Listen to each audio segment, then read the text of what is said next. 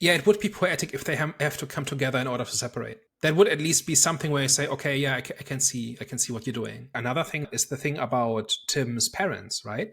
Where his father committed suicide and his mother could not bring herself to accept it. And so she lived with the corpse for days, to the point where the house smelled of decomposing body.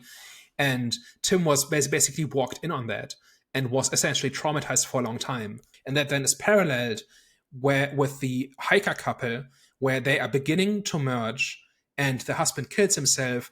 And now you have a living woman carrying around a dead man because of an action he took. And she's kind of stuck with him. There, it's kind of this agonizing existence as this deformed being that kind of exists in this cave and is clearly suffering.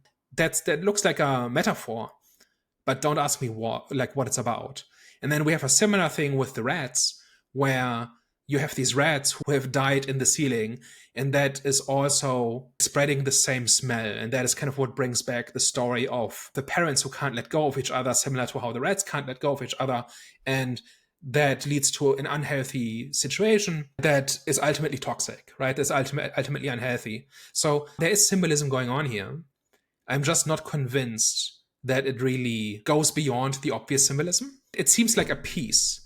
And apparently that part is autobiographical, where the writer, I think, has said at some point that he lost his father under similar circumstances, like not like this, but he lost him at a young age, or like something like that, right? This comes from somewhere. It's not just random weirdness. But in the context of the story, there's like this image being repeated, right, of kind of the woman being burdened by the man because of his shortcomings in some way. Like if you're really zooming out, like really, really high level, that is what it is. Like that happens like 3 times, right? Happens with the parents, happens with the hikers, happens with Millie and Tim. But then it ends in a way where the man imposes this union on the woman in order to save her, which seems like an inversion, but does it mean anything?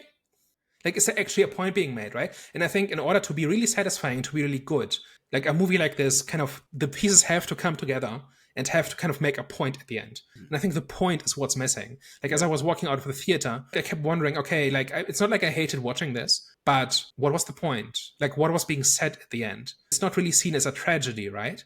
Like, it's like a last-ditch effort to save Millie, but it's also not really seen as a horrible thing, but it's also clearly what they've been fighting the entire movie.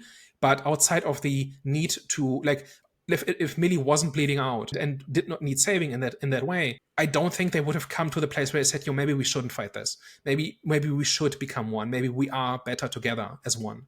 You know what I mean? Like, that part is also missing. So it's like somebody scattered 20 pieces on the table and they don't fit together. And you can kind of see what image they're kind of trying to form, but they're not actually pieces of the same puzzle. They're parts of 3 different puzzles that show a similar image.